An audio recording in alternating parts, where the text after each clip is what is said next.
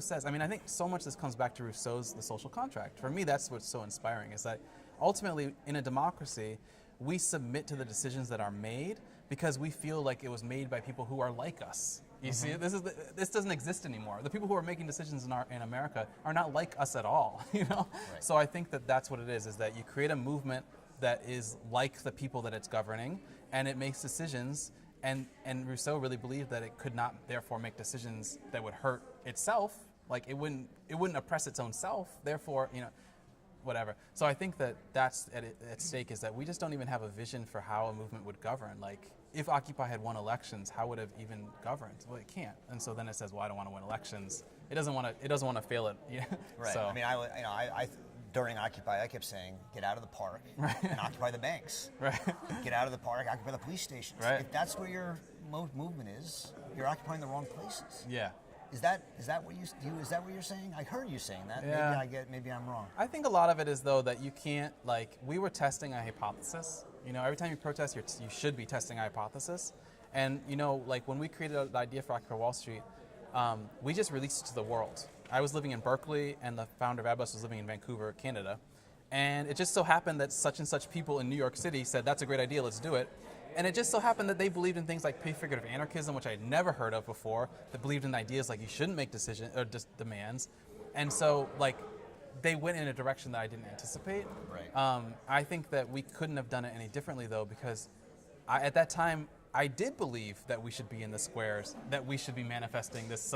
I mean, it was such a beautiful form of democracy, you know, this idea that we would have 1,000 assemblies everywhere, and then we would, it was beautiful. It didn't work, and so we don't need to do it again. But I think you have to kind of be gentle on yourself and say, well, that's what we were testing, you know? And I think that thankfully we tested it, we don't have to do it again. Thankfully Black Lives Matter tested the idea of blocking traffic everywhere. We don't have to do that anymore.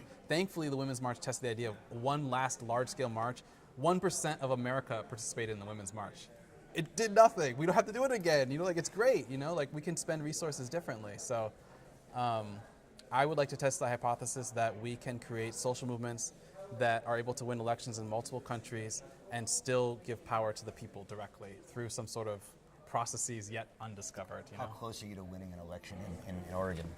Well, see, this is the thing, is that I only got 20% of the vote, which is sad, but still that's 20 times better than the Green Party did. It's 20 times better than DeRay did in Baltimore. He didn't even win the primary. So for me, it's like one of these situations, and I didn't hold back. I said, I'm an Occupy guy, I'm a revolutionary, I'm black. Like, it was just like everything, and they kept saying, no, stop saying.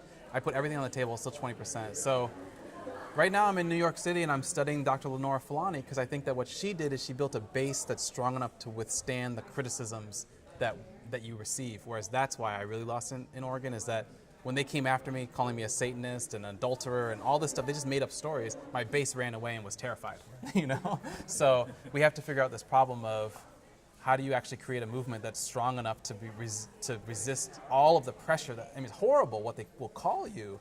So if we could figure that out, you know, maybe. But Are you running again in 2 years or 4 years? I don't know. I think that, I don't know. You know, I didn't even think that I was gonna win or run. I thought I was gonna. I don't know if I thought I was gonna win. I wanted to win.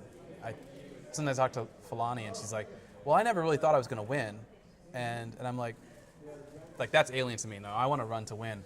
So I think that I got to figure out some stuff though. And also, it's not supposed to be about me. You know, I want it to be a movement, and so maybe it's more about building a movement that can win. I don't know. We're figuring that out. Good luck. Yeah, thank you. Thanks very much. We'll stay in touch. Yeah. Appreciate your coming. And the final bit of audio will be destroyed by that click. Exactly. Sorry about that. So is Arendt someone you've read at all or not? Just a little bit. I mean, was a huge Heideggerian, so That's where I came from as well. My background. Right. So to the degree of through Heidegger, yes, but independently, I got to get in there. I know it's so important. It's always been someone I've admired, but haven't fully delved into. Yeah. Well, that book, Crises of the Republic, is worth checking out. I will, because that quote was insanely good and so relevant, you know. And that's the strength, is I think that some people see.